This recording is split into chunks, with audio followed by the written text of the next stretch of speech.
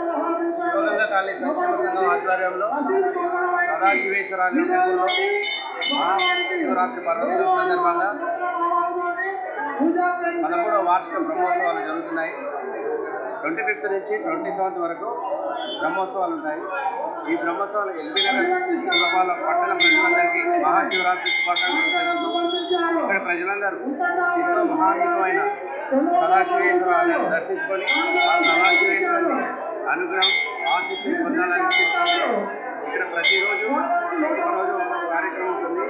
ఈరోజు ఈవినింగ్ వచ్చేసి కళ్యాణం ఉంటుంది, రేపు అన్నదానం ఉంటుంది.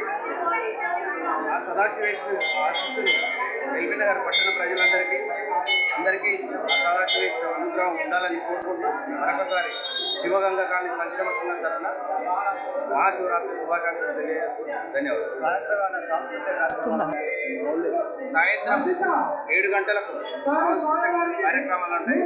అలాగే లింగోత్సవ సమయంలో పార్వతీ పరమేశ్వరుని కళ్యాణం ఉంటుంది. తదుపరి మార్నింగ్ 8 o'clock పూర్ణావతి ఉంటుంది. మధ్యాహ్నం 12 గంటలకు అన్నాభిషేకం ఉంటుంది, ప్రసాదం ఉంటుంది.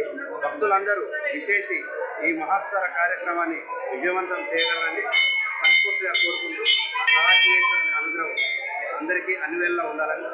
గుడి కట్టించిన కాడ నుంచి ఎన్నోసారి జరుగుతుంది శివరాత్రి? ఇప్పటికీ ఇది 13వ వార్షిక బ్రహ్మోత్సవం. ప్రతి సంవత్సరం కూడా 3 రోజులు అత్యంత వైభవంగా జరుగుతుంది. అత్యంత వైభవంగా సంఖ్యలతో భక్తులు కూడా పెద్ద సంఖ్యలో పాల్గొంటారు.